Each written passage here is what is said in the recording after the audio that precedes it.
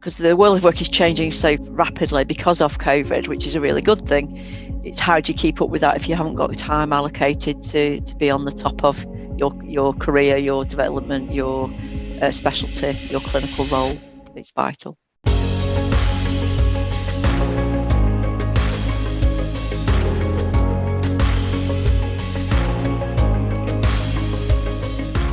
Welcome to the second episode of our In Conversation With series, a new programme of monthly videos, podcasts and transcripts designed to give you the opportunity to hear directly from those influencing our NHS. This can be done while enjoying a coffee, a walk, or just some time away from your emails. If you've already watched or listened to our last episode with Dean Royals, we hope his views on remote working in the NHS provoke some thought for you, and be able to take some ideas away. My name is Jack Mazzina and I'm the Business Development Director at Liaison Workforce. In this episode, I spoke to Nicky Ingham, Executive Director of HPMA. Nicky shared her thoughts on professional development initiatives in order to progress NHS careers. I started the conversation by asking Nicky what makes a career in the NHS the people profession, as Nicky recently described it. Thanks, Jack, and thanks for the opportunity to talk with you today. The NHS is a people profession because it's all about the people, simple as that. People are at the heart of everything that we do in the NHS, whether you be a staff member, whether you be a patient, a service user, a relative, a carer, a wider family member. It is all about people. No matter what role that you do in the NHS, you've always got connection with people that have hands-on patients. So if you're in an admin function, for example, you have a direct impact on the patient's experience. Therefore, it's about the people. And it is an old adage, I think Michael West says it, but it is true that happy staff, happy patients and patient care is much improved when staff feel happy and rewarded and recognised in their role. And it's absolutely right. And if you look at the way technology has been adopted by the NHS, and even more so in the last 12 months, technology is fantastic, but there's no single piece of technology that can take away that personal touch, and which is at the heart of patient care. And I suppose I can speak with personal experience at the moment because, as you're aware, my mum's still in hospital. Oh, of course, yeah. And we can't visit because of COVID, although I've now managed to get my dad ability to visit because my mum suffers with dementia. But the lack of face-to-face contact for me with my mum and for my mum with me is really affecting her emotional well-being, that she can't physically see me, talk to me. We can do it over the phone, but it's just not the same. So although technology enables connectivity, there's nothing, like you say, beats that face-to-face connection. Yeah, it's not the same, and will surely impact the recovery and the care. Absolutely. Mm-hmm. Yeah, definitely. Many people start a career in the NHS or in HR with ambitions to progress and develop their career. And for anyone who's looking to start that career now, is there any advice that you'd give to them?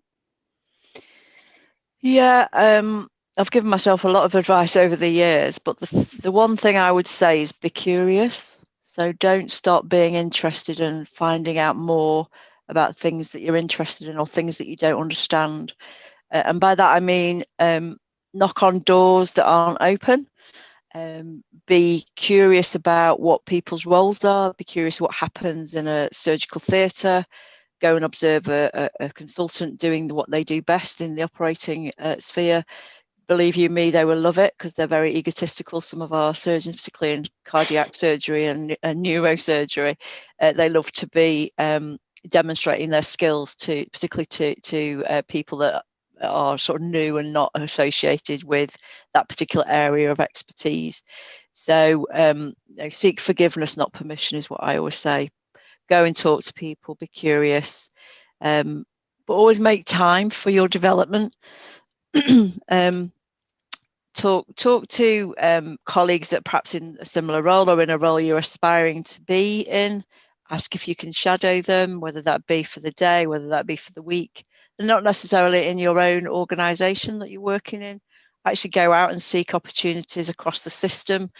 As we're moving into system working and integrated care systems, there's more opportunities potential in those systems. So how do you know what happens in those systems? Go and find out for yourself and So not make a nuisance of yourself, but just be ambitious, be wanting to understand more and really passionate about what it is you want to find out. The whole, I would say, development and progression relies on relationships. So it's about being seen and being noticed.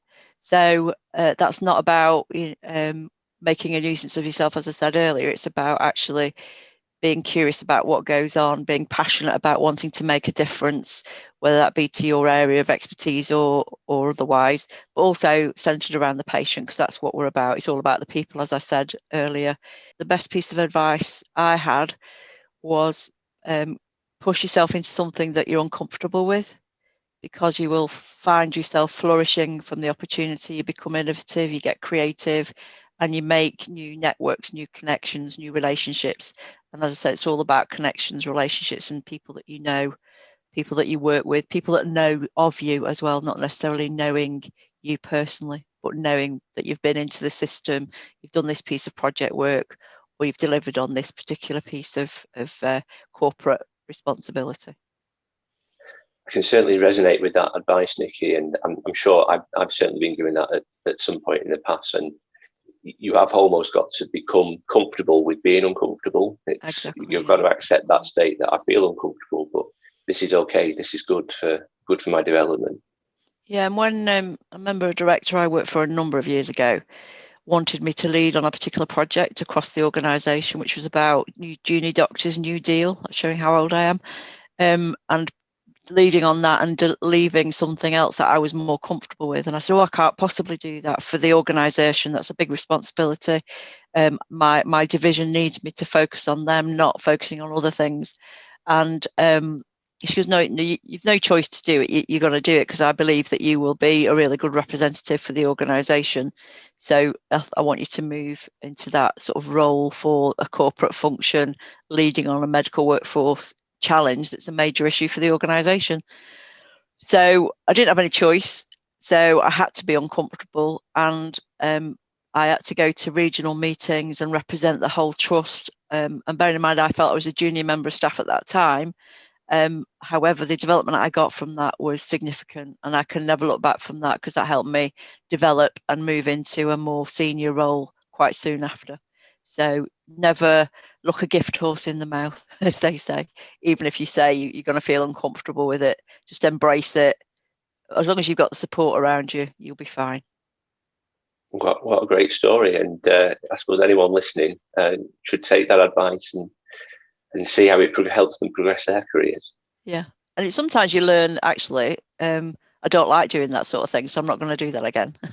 So sometimes negative experiences can be a whole lot of learning for you as well. So don't, if it doesn't go as well as you anticipate, take the learning from it and move forward. That's it. I mean, I'd like to think of myself as being a positive person, and you've got to take that in any negative situation. Take the positives that I've learned from this, and I'm going to make sure this doesn't happen again. Yeah, no, I've learned a lot of things that I would never do again along my sure, career journey. Haven't we all? I'm sure there's plenty of that in an NHS career. And wanted to ask you about how line managers and senior managers can better support professional development within their teams, within the staff that they're responsible for.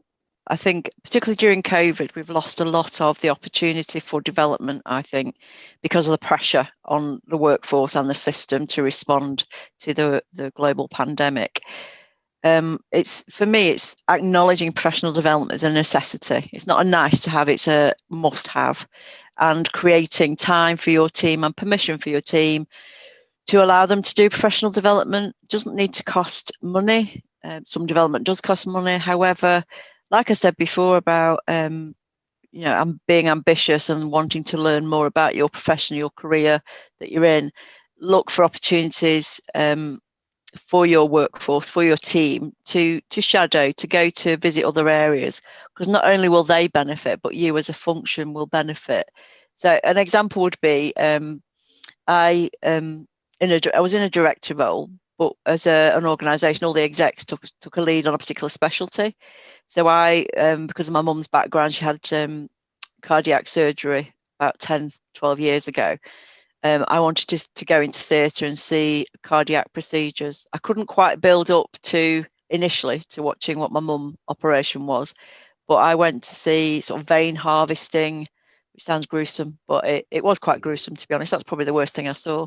But seeing a thoracic surgeon look at the lungs, the esophageal cavity, looking at what cancer unfortunately looked like for that patient, very young patient, quite a sad case. But actually seeing the theatre team working as a team, all in the same colour, you wouldn't know, apart from knowing who the surgeon is, you probably wouldn't know what profession the other people were from. But also then I watched a heart bypass, so through a perfusionist, and seeing what it felt like not to have your heart pumping, but to be being held alive, if you like, kept alive by a machine was pretty awesome. And just talking to staff in terms of how it felt in theatre, it was quite warm. There was quite some unusual smells, should I say. Those types of things that the workforce have to work with every day. And they really appreciated, the surgeon showing his ego off, showing his skills at what he could do, but also the importance of team working at that level. So I'd encourage any line manager to encourage your workforce to, again, be curious, allow them to go and find out for themselves, bring it back to the team. Because what it meant for me at the boardroom table is I could speak with conviction, with passion about a specialty I knew a lot more about when there was something that came up about that particular area of work at the boardroom table. And you would be able to do that similarly in any sort of clinical role, to talk with your team about what you found out about a particular area. So if you think about A&E, patients come in, then they get progressed hopefully to a ward area, admitted or discharged home. Do you know what happens to them after they've gone out of your A&E? And sometimes it would help improve flow, improve productivity, improve efficiency, but most of all improve the experience for the patient. But really make time, commit to it, and make sure that you role model as a line manager, that you do professional development. As I say, it doesn't need to cost money. It doesn't need to be a master's program or a PhD. It can be a webinar. We run a lot of webinars through HPMA on various topics with our partners that are really interesting, innovative, and informative. Reading articles, and again, we're developing an area on our website that will hold a lot of interesting articles for anyone to access who's a member of HPMA. So it's carving out time, ensure your team have resources, permission, so that you're very open about, you expect them to do professional development, to update their skills, but also update their knowledge, their wider exposure to the NHS and the system. Just do it.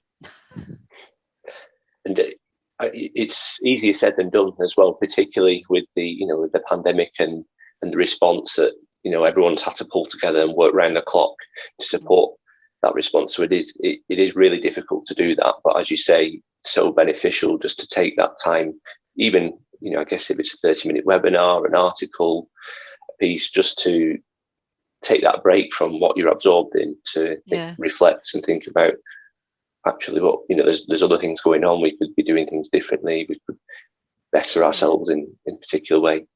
I think we do face a massive challenge in the NHS around retention. The workforce is absolutely exhausted. It's on its knees.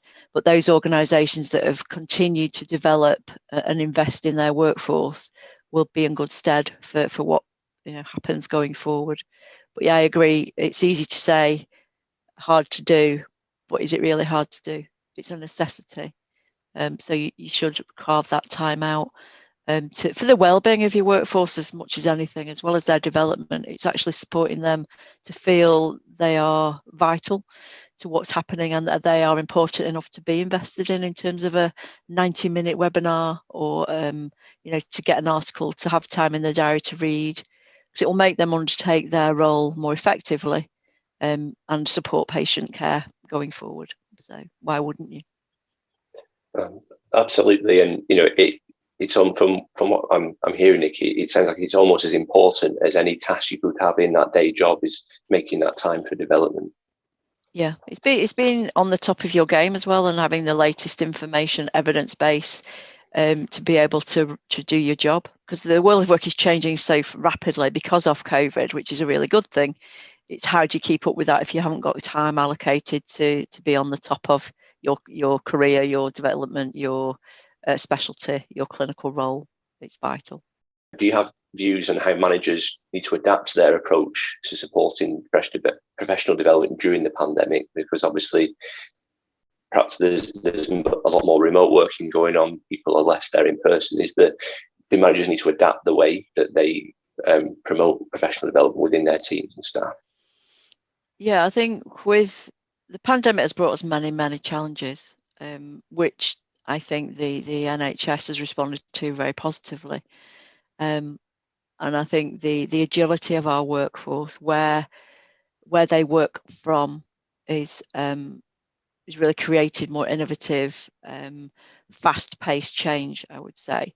So it's embracing that you talked about it before, the technological platforms that exist now, to embrace those, not just for ways of working in terms of day-to-day meetings, whatever tasks that you have to do, but actually using online platforms to support development. So it's how do you create that informal professional development, I suppose, because people are part of a team when they're working in isolation at home. They perhaps don't feel as much part of that team. So how can you create events using digital platforms that really develop the team? So bringing them together on a regular basis, perhaps talking about a particular area of challenge, a wicked issue that you might have as a team, or perhaps inviting someone to come and give some thought leadership about a particular area, again, that will help develop the team and them feeling invested in. So an example is a colleague of mine has, because of the work their HR workforce team has undertaken through the pandemic, is putting on a development day for their team with various topics throughout the day using Zoom, Teams platform, having their HR director speak, having someone from HPMA talk about the benefits of being a member of HPMA, but also then talking about particular topic areas that have benefit to their team. And that's about thanking their team for what they've done, recognising with authenticity the impact they've had on getting through the pandemic, and hopefully continuing with whatever the new normal is going forward. So I think it's embrace the technology, use the technology, but don't shy away from investing in time for your team for professional development. Shouldn't make any difference. The pandemic has brought its own development opportunities with staff perhaps moving areas, going back to clinical roles from areas that they've moved into more managerial roles. And it's also exposed some skills that people had that they weren't really shouting about, and building on those. So it's getting to know your team for who they are, not what job title they have, but what skills they bring to the party, and really embracing that and supporting that through the pandemic. Nicky, if you were Simon Stevens for a day, what would be the first thing that you'd change in the NHS if you could? I wouldn't like his job. That's the first thing. I think he's got a tough, regardless of what goes on nationally, he's got a very tough job. One thing I would change, I think it's reflecting on COVID. So at the start of COVID, I was in an interim HR director role, so at the thick of it. And phase one, if we call it phase one, brought with it, because the pandemic, COVID was new. No one knew what we were facing. We were facing it together. There was very little command and control from the centre. And I felt that really created innovation, creativity, and senior managers probably felt trusted to do the right thing for the patient and for the population at that particular time. So I think bureaucracy is what I'd remove. You need some bureaucracy from a governance point of view, but actually, I think there's a thing about trusting the NHS to do the right thing. And I know we're a political football, but actually, at our best, when we can be creative, there are still rules, but those rules perhaps the red tape is looser than it used to be. And this was the case in the first phase of COVID because it was new. People did the right thing. They did what they felt was the right thing, and things went, as well as they could during that first phase. However, once more became known about the pandemic, about the virus, command and control started to come in.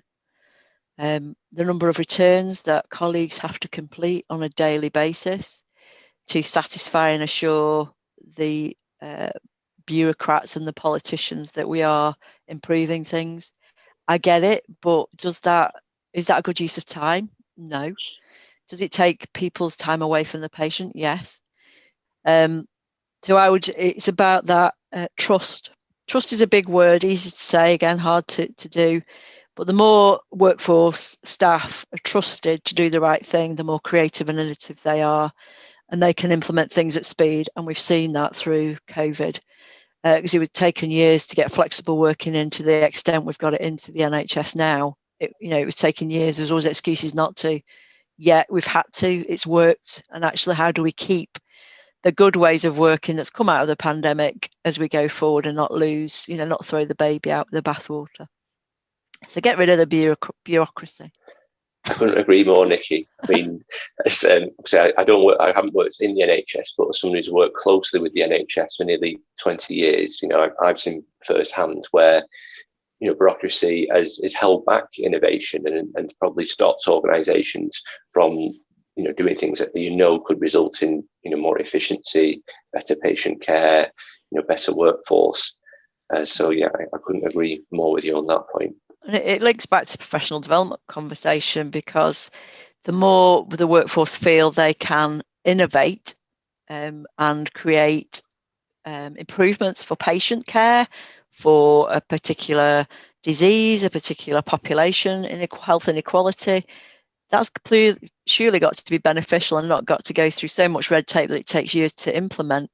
Was implemented new ways of working, new approaches to things. The vaccination has been developed within a very short space of time, gone through the process of approval. Why did it have to take? Why would we revert back to what we had previously? So it's people who feel they have opportunities to be innovative, to be creative, really feel invested in, and they can develop personally as well as developing, massive solutions, massive inroads to improving health inequalities for the population, for the system. It's just, why wouldn't you? Absolutely. Well, Nicky, I just want to take this opportunity to say thank you so much for taking the time to talk to us on this, what is a really important subject. I know we're really privileged to have you and your views here. And I know I feel like I've learned a lot from this conversation, so I hope that our listeners do as well. And I think for me, the biggest takeaway is it's that taking time, which I know, particularly in the NHS in the last 12 months has been really difficult, but it feels like something that we all need to do, whether it's scheduling that in, but being really strict with ourselves to take time away to develop. Now, I've worked in the NHS all my life, and I know my life, perhaps I am older than I look, but it's a precious gift, the NHS. Let's embrace it, let's use it, but let's start to be truthful with ourselves about what is doable and what's not, and rather than keep sweating the asset and keeping the pressure on.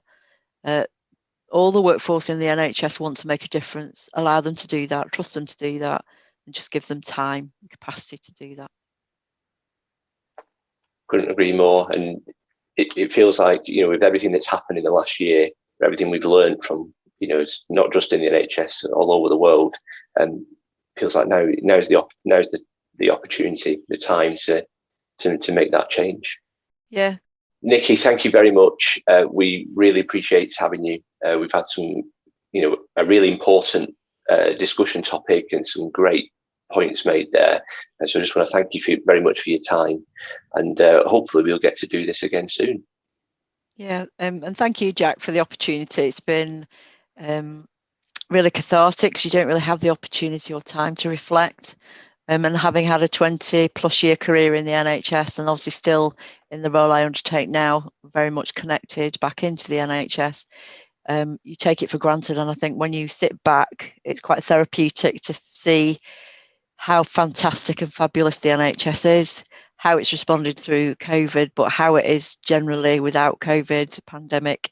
It's just a massive, brilliant, super institution. So thank you very much for the opportunity. It's been really, really good. Thank you. You're very welcome. On behalf of everyone at Liaison Workforce, I'd like to thank Nicky for giving her time to our In Conversation With series. If you'd like to continue the conversation, get in touch with us using the contact details on this page. We'd love to hear if you would have asked Nicky anything different, or what questions you'd like to put to future NHS leaders. Also, if you'd like to take part in a future edition of the series, please get in contact. Thank you for joining us.